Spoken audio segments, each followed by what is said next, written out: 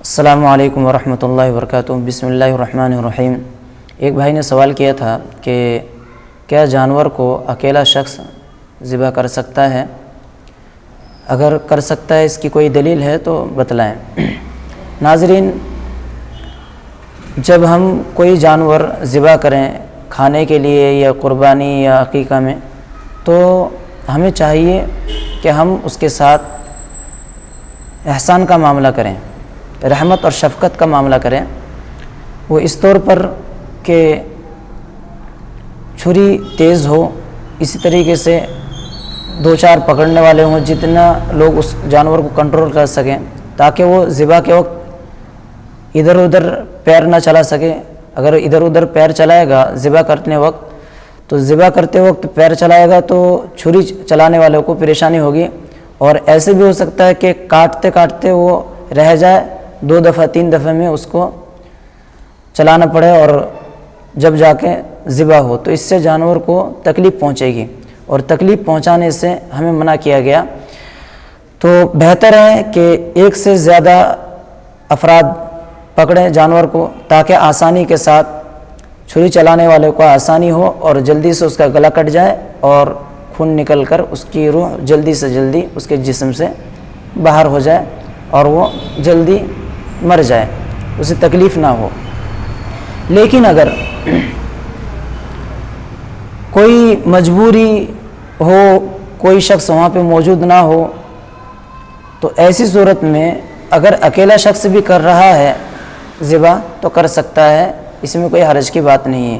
یہ کوئی شرائط عرائط میں سے نہیں ہے کہ 2-4 آدمی رہنا ضروری ہے، بلکہ اگر رہے اور پکڑے تو یہ جانور کے ساتھ احسان کا معاملہ ہوگا، بس اسی حد تک، کیونکہ اللہ کے نبی صلی اللہ علیہ وسلم نے فرمایا فَإِذَا ذَبَحْتُمْ وَإِذَا ذَبَحْتُمْ، اور جب تم ذبح کرو فَأَحْسِنُوا الذَّبْحَ، تو ذبح کو اچھی طرح سے کیا کرو، اور اچھی طرح اس وقت ہوگا جب 2-4 پکڑنے والے ہوں گے، تو آسانی کے ساتھ یہ ذبح کرنے والا اس کا گلا کاٹ سکتا ہے۔ اکیلا شخص ذبح کر سکتا ہے، اس کی دلیل بخاری میں 2 جگہ امام بخاری ایک روایت لے کر آئے۔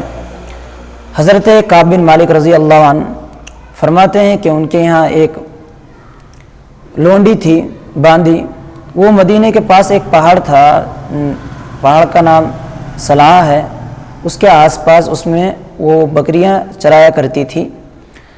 تو اس نے دیکھا کہ ایک بکری بیمار ہے، مرنے کے قریب ہے، تو ایک پتھر کو توڑ کر اس دھاردار پتھر سے اس کو ذبح کیا۔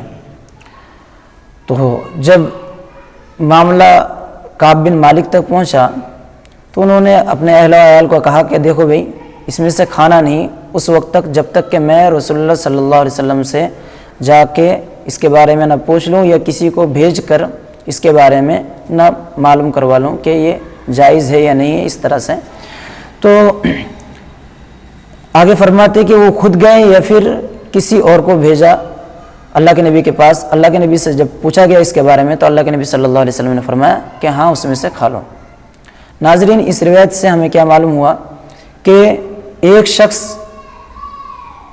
ذبح کر سکتا ہے، اکیلا شخص جانور کو، اسی طرح سے عورت بھی ذبح کر سکتی ہے، عورت بھی ذبح کر سکتی ہے اور تنہا ایک شخص ذبح کر سکتا ہے۔ دونوں باتیں اس روایت سے ہمیں ملتی ہیں، اور یہ روایت 2 جگہ امام بخاری لے کر آئے ہیں۔ اللہ تعالیٰ سے دعا ہے کہ اللہ تعالیٰ ہمیں قرآن اور سنت سمجھ کر قرآن اور سنت کے مطابق عمل کرنے کی توفیق عطا فرمائے۔ السلام علیکم۔